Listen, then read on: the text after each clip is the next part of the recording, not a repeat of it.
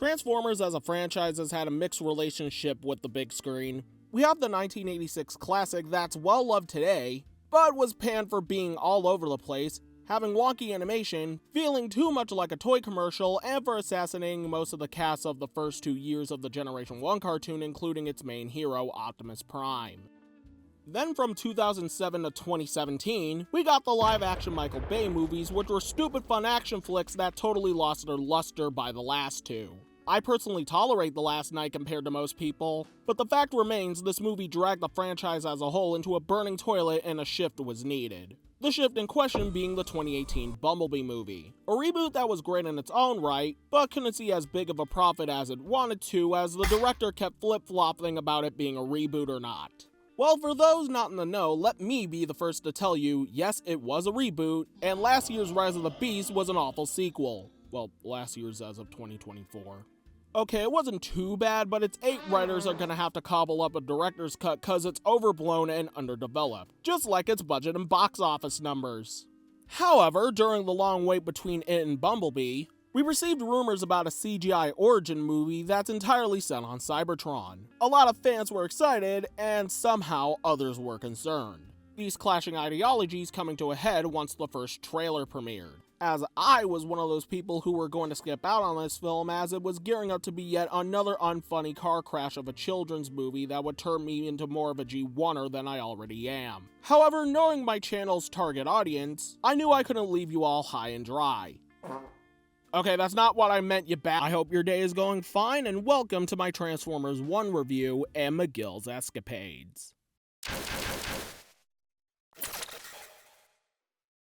This movie tells the tale of 2 mining robots and how they would rise to overcome prejudice in their underground city by finding the matrix of leadership and becoming the great leaders of opposing factions they are today. Those bots being Orion Pax, who would become the heroic Autobot leader Optimus Prime, and D-16, who would become the overbearing Decepticon tyrant Megatron. Following them would be Alita, their former commanding officer, and B-127, a humbly annoying garbage smelter. The major thing they all have in common is that they can't transform, which essentially makes them second-class citizens to the rest of the planet. A very straightforward synopsis to a story that seeks to invite potential new fans to the Transformers mythos while also being exciting for pre-existing fans. However, there are a few problems. Ignoring the basic rundown, the plot is super predictable and it's not due to its origin story nature. Because let's be real, if you're sick of the twist or sympathetic villain cliches, by the middle of the second act you already know who the main bad guy is because Megatron's a sad sack, and the other opposing factions are mentioned constantly but limited in terms of screen time. They're absolutely going to have more story in a potential sequel, but bear in mind if you already figured out who the main villain is, you're correct.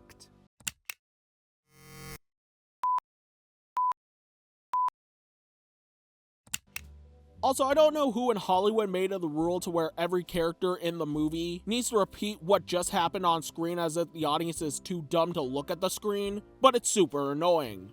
Now, I can understand the argument of blind and autistic people, but at the same time, this has been an issue with modern movies for a while. So if anyone wants to challenge my opinion, let's do so in the comments. This isn't a threat or a way to beat down the YouTube algorithm, by the way. I'm genuinely curious to see what people have to say on the matter. Though that second reason does have some merit to it. Ow! But even if I don't get a response, I think we can all agree that most of these jokes don't land, and the first trailer showcasing a majority of them didn't help much in terms of box office revenue. Okay, I'll admit, in theaters I've smirked and chuckled a few times, but expect Autistic Man caves in little cousin's face because he wouldn't stop repeating Badassatron in his ear to be a highlight of the 6 o'clock news. Granted, there are a few more tiny issues, but the addition of a class system isn't one of them.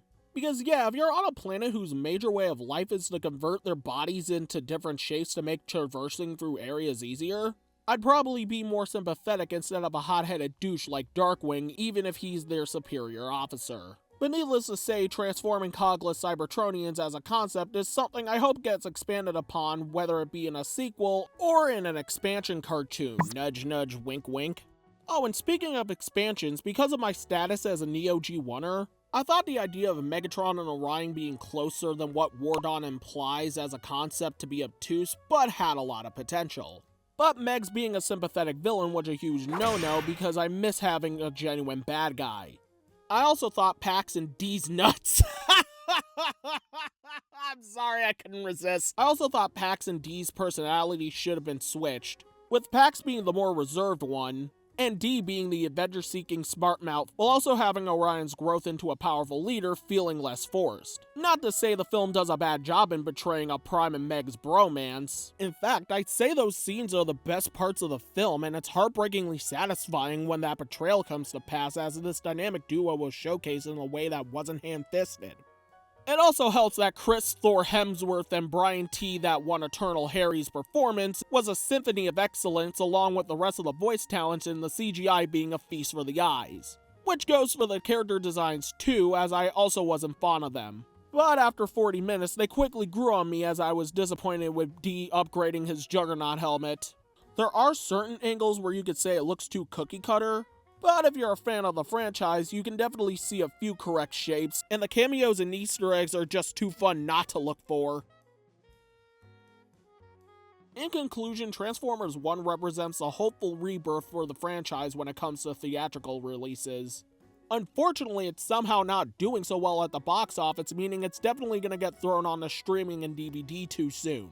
No doubt thanks to the first trailer and its over-reliance on wacky! However, as someone who thinks the 80s, 90s, and early 2000s are mostly superior to everything made today, I urge Transformers fans and normal moviegoers to see this in theaters while it's still there. And even if this ending segment doesn't go the way I planned, I still hope this iteration gets expanded upon, as I see a huge amount of potential I never thought to see after the perplexing nature of the first trailer. Here's hoping it somehow finds that golden road to success. So if you've seen the movie already, and without spoiling major details, let's have a conversation about it in the comments below. However, if you can't contain yourself, then let's talk about it on my Discord at the Escapades Galaxy. Officially open for business, even though I still have a few things I need to tweak. Also, if you enjoyed this podcast-style video, then let me know if you want to see, or hear, more of these by pressing the like and subscribe buttons. I know this isn't the TV special I kept promoting all summer, it's just that I didn't think about how much material I needed to collect before I finished scripting. So if you're still excited for that, here are a few shots, and expect the final product to be released around early or mid-October at best, or late October at worst.